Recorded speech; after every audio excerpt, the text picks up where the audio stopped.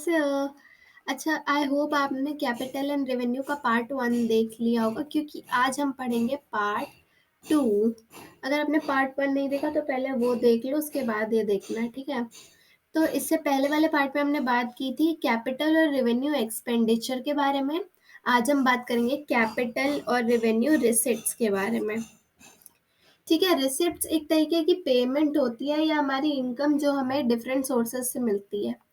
ठीक है, इसे हम क्लासिफाई करते हैं कैपिटल रिसिट्स और रेवेन्यू रिसिट्स में। कैपिटल रिसिट्स बेसिकली कैपिटल से रिलेटेड, जब हमें कैपिटल से इनकम होती है, फिर असेट से इनकम होती है, उसे हम कैपिटल रिसिप्ट्स कहते हैं। और जो हमारे रेवेन्यू से, हमारे day to day operating activities से जो वो होती है इनकम, उसे हम रेवेन्यू रिसिट्स कहते हैं। चलो देख लेते कैपिटल रिसिट्स में क्या क्या इंक्लूड होता है। सेल ऑफ फिक्स्ड असेट्स, हमारी जो फिक्स्ड असेट्स होती है, मशीनरी, प्लांट, ये सब की जब सेल करते हैं तो जो पैसा आता है हमारे पास, वो होता है capital receipt. Capital contributed bye proprietors, partners, proprietor या फिर जो पार्टनर होता है उसके थ्रू जो कैपिटल कंट्रीब्यूट किया जाता है बिजनेस में, वो कैपिटल रिसिट में आता है।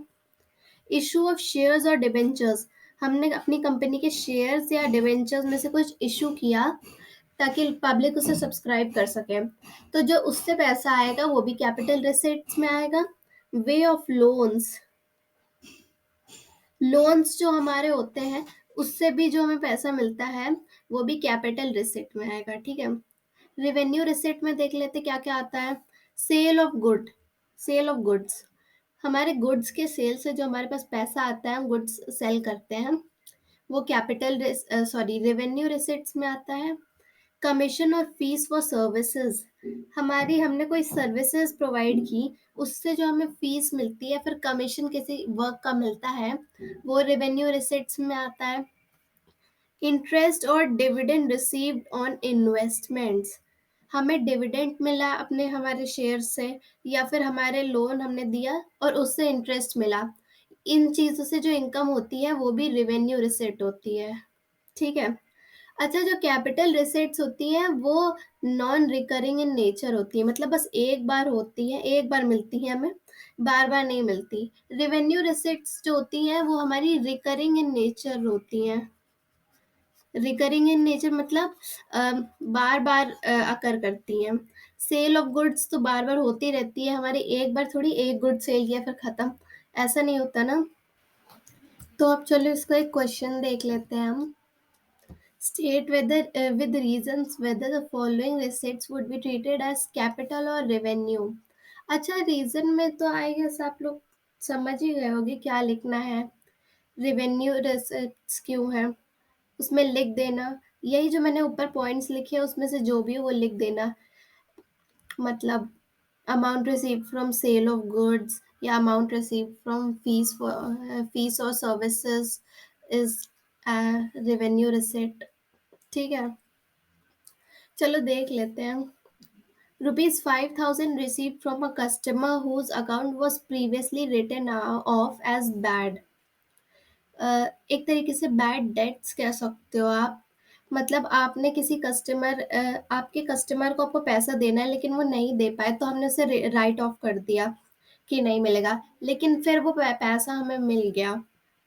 अब ऐसा तो है नहीं आगे आप कभी किसी को वो क्रेडिट पे सेल करोगे नहीं, आप करोगे, आपको पैसा भी मिलता रहेगा, तो ये रिकरिंग इन नेचर है ना, तो इसलिए ये रेवेन्यू रिसिट होगा।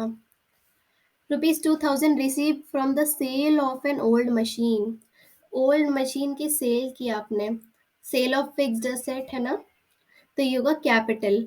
में आर फॉर रेवेन्यू है और सी फॉर कैपिटल है। ठीक है, सी है ₹2,600 2,60,000 receive from the sale of stock in trade.